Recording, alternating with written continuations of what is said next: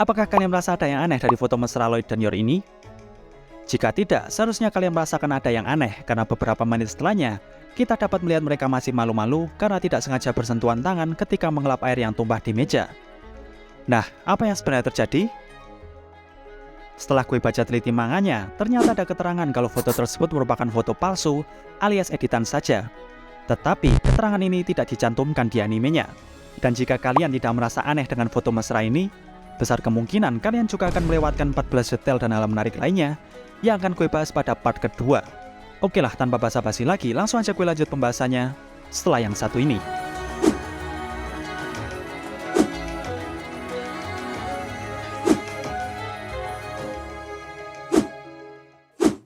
Ya, kita tidak tahu alasan kenapa keterangan untuk foto ini tidak dicantumkan di animenya. Tetapi, ternyata masih ada hal yang hampir sama yang dapat kita lihat di episode 5. Tempat ketika keluarga Forger dan juga Frankie sedang makan-makan besar, Frankie yang telah mabuk bertanya kepada Lloyd kenapa dirinya tidak mabuk meskipun ikut meminum alkohol.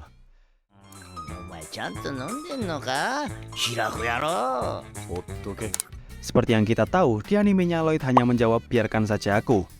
Namun jawaban tersebut jauh berbeda dari yang ada di manganya, di mana Lloyd justru memberikan penjelasan bahwa dirinya telah dilatih untuk tidak mabuk meskipun meminum banyak alkohol.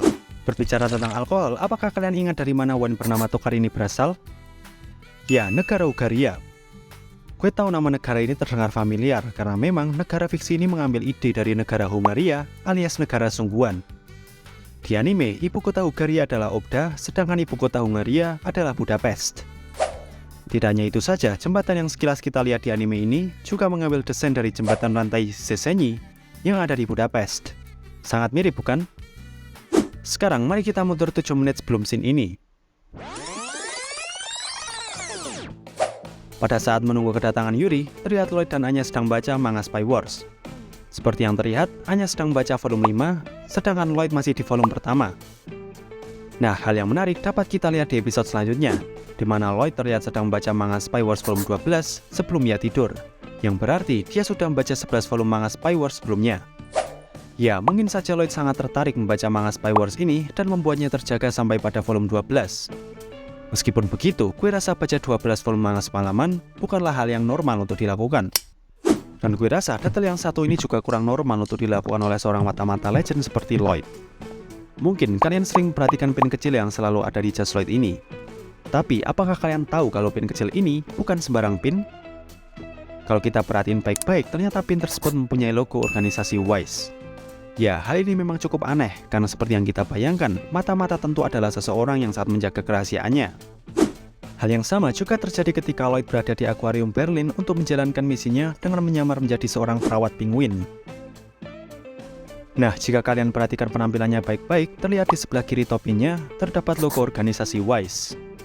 Mungkin saja baik pin kecil maupun logo di topi ini dimaksudkan untuk memberitahu mata-mata lain bahwa dia adalah anggota WISE yang sedang menjalankan tugas. Namun tetap saja hal ini terlihat tidak normal untuk dilakukan oleh seorang mata-mata.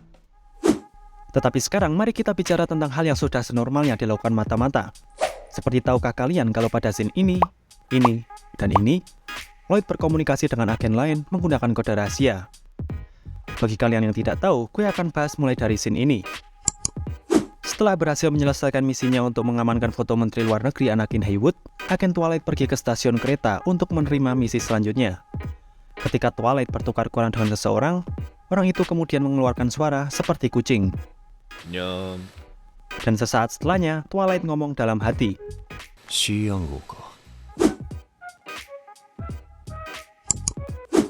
Hal yang sama juga ada lagi di episode 2 ketika Lloyd dan Anya pergi berbelanja. Setelah selesai berbelanja, ada seorang kasir yang memberikan uang 10 pen sambil ngomong kata kero. Dan sesaat setelahnya, Lloyd ngomong dalam hati.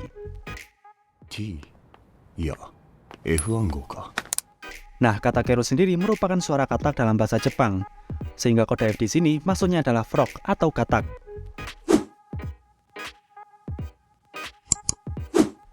Belum selesai sampai di situ, kita masih ditunjukkan kode rahasia lagi di episode 6. Saat keluarga Forger makan di restoran, seorang pelayan mengantarkan makanan dengan nada bicara yang cukup aneh, yaitu menekankan nadanya pada huruf P. ポークソテーのポポーソース、ポルチーニ添えとポテトポタージュでございます。 Ya, terdapat penekanan pada huruf P saat si pelayan berkata pork, papau, porcini, dan potato potage. Dan sesaat setelahnya, Lloyd ngomong dalam hati. P 暗号だな。 Yap, 3 kode ini adalah bentuk komunikasi rahasia sesama agen dalam berkomunikasi dan bertukar informasi. Dan mari kita bicara tentang snack kacang ini. Pada scene paling akhir episode 12, Anya terlihat senang sekali setelah diberikan snack kacang ini.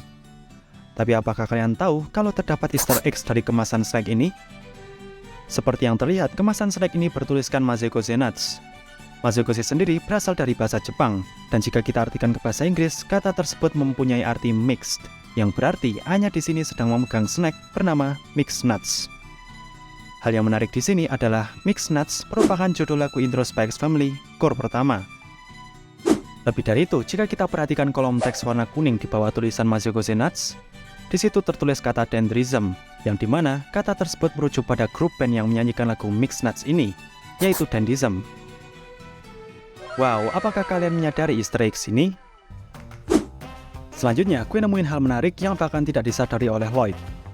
Pada scene ini, Anya bertanya kepada Lloyd tentang kapasitas pistol Bondman, dan Lloyd pun menjawab, あいつの銃の相談数は確か8発だな。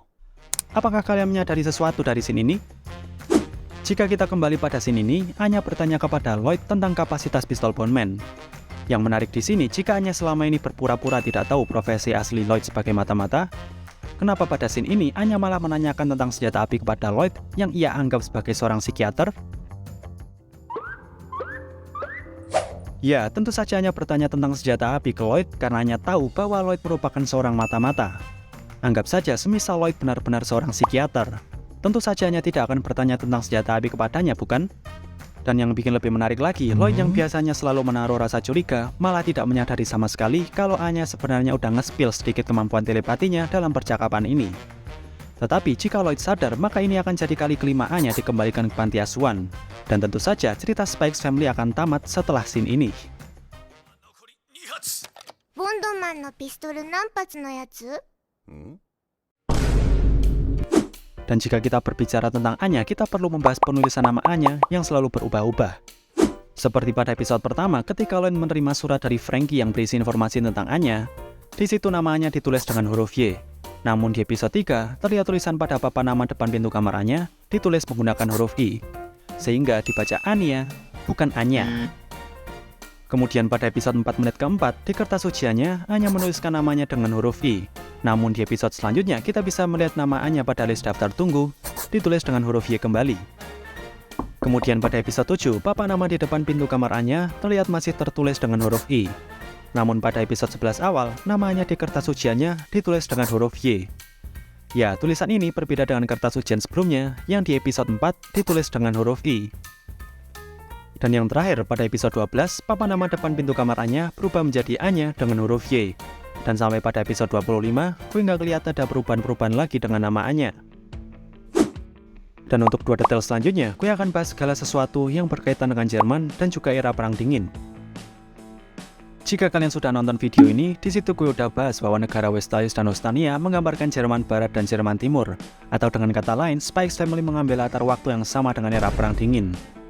Nah, 2 detail yang akan gue bahas berkaitan dengan Ostania yang menjadi latar tempat Spy X Family ini. Jadi, detail pertama yang akan gue bahas ada di bagian paling awal atau pembuka dari episode 1.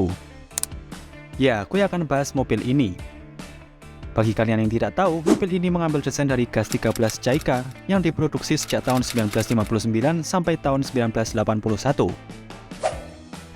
Hal yang menarik di sini, merek Gas merupakan pabrik otomotif yang berasal dari Republik Sosialis Federasi Soviet Rusia atau gue singkat RSFS Rusia yang telah diresmikan sejak tahun 1932. Bagi kalian yang tidak tahu, RSFS Rusia merupakan negara yang tergabung dalam Uni Soviet sewaktu era Perang Dingin. Bagi kalian yang tidak tahu, Jerman Timur yang digambarkan sebagai negara Ostania ini berada di bawah pengaruh Uni Soviet atau pihak timur. Simpelnya, produk-produk impor yang didapatkan Jerman Timur waktu itu otomatis dipasok oleh Uni Soviet atau pihak timur. Anggap saja seperti mobil merek gas ini yang berasal dari RSFS Rusia. Selain mobil, anime Spy X Family juga mengambil desain untuk senjata apinya. Dalam episode pertama, kita dapat melihat pistol ini digunakan baik oleh Edgar maupun oleh Lloyd. Pistol ini mengambil desain dari pistol buatan Uni Soviet bernama Soviet PM atau Soviet Pistol Makarov yang sudah ada sejak tahun 1948. Ya, good job buat studio produksi Spy X Family untuk dua detail ini. Siapa sangka hal kecil seperti pemilihan mobil dan senjata api masing-masing mengambil desain dari produk pihak timur supaya sesuai dengan negara Ostania yang menggambarkan Jerman Timur itu sendiri.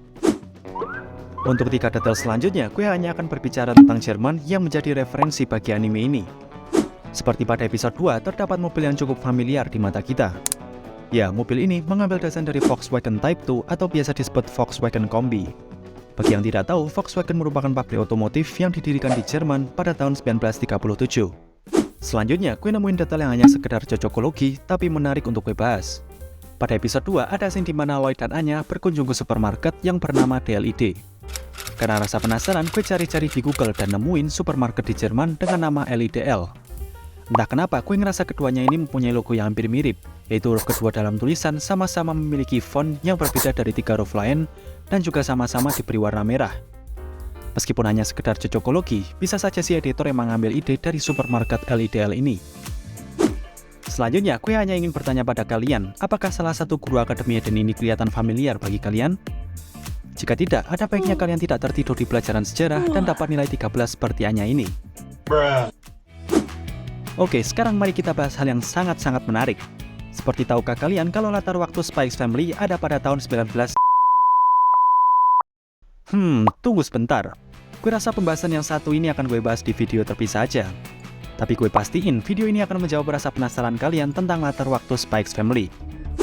Tetapi untuk sekarang, jika kalian penasaran tentang alasan kenapa Lloyd bisa-bisanya tidak tahu identitas asli Yor yang merupakan pembunuh bayaran legend, kalian harus klik video yang satu ini.